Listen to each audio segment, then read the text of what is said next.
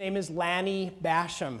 Lanny is the first Olympic gold medalist that I ever met. His teacher one day was giving a motivational speech and said, "You never know who will be the next president, who will be the next Olympian, who will be the next gold medalist. In fact, in this room may be someone who will go to the Olympics and make a gold medal." And one of the kids raised his hand and said, "Well, Teach, I don't know who it's going to be, but I'll tell you who it's not going to be, and it's not going to be Lanny." And everybody busted up laughing.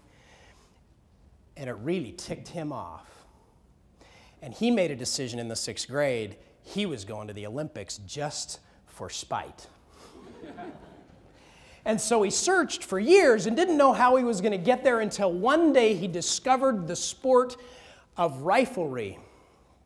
And the way Lanny tells it is you don't have to be swifter, higher, or stronger to do really well in riflery. All you have to do is sit really still, aim straight, and pull the trigger.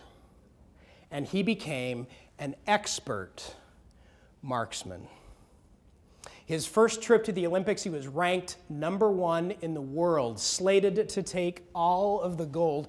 And as he rode over on the Olympic bus, someone sitting next to him unthinkingly said, "Gee, Lanny, how does it feel knowing that you're going to perform today in front of 1 billion people worldwide on television?"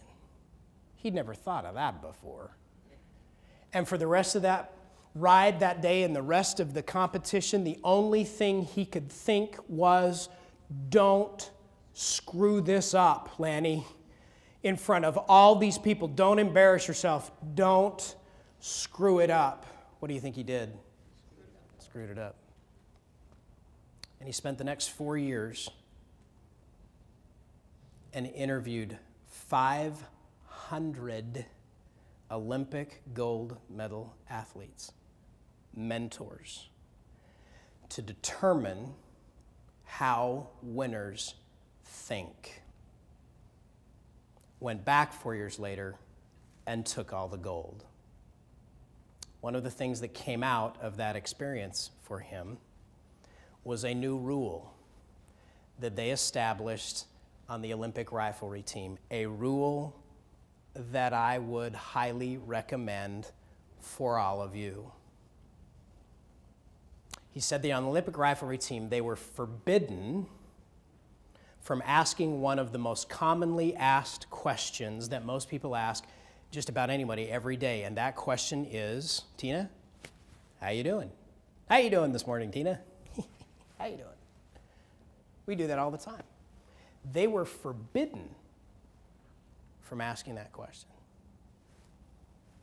Why? And that's what I asked Lanny. Why? He said, "Well, let me give you an example." He said, "Steve, if you had a son, that is, if you had a son, and your son played Little League football or some other sport, goes to his game, maybe he makes a touchdown, maybe he catches some amazing passes, but he also gets a penalty thrown against him, maybe he goes off sides. At the end of the game, he jumps in the car and you say, 'How was the game, son?' He said, what do you think he's going to talk about first? His successes or his mistakes?" And I said, "Well, knowing human nature, probably going to talk about his mistakes." He said, "Exactly." He said, "Steve, one of the things that I found out about success is you cannot talk about failure." He said, in fact, you can't even think about failure if you expect to succeed, because the mind cannot focus on the opposite of an idea. The mind cannot focus on the opposite of an idea. If I said to you, "Don't think about the Statue of Liberty," don't do it. Don't think about the Statue of Liberty. Can you do that? No, because the mere mention of the word puts the image right there in your mind. You cannot think of the opposite of an idea.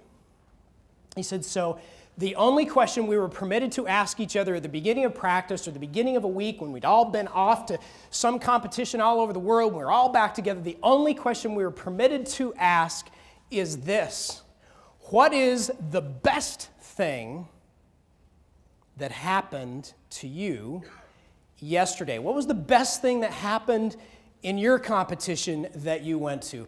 What is the best thing that happened? Because he said that forces the conversation to focus on the positive and the things that are working, the things that happen that we can duplicate and make happen in our own work.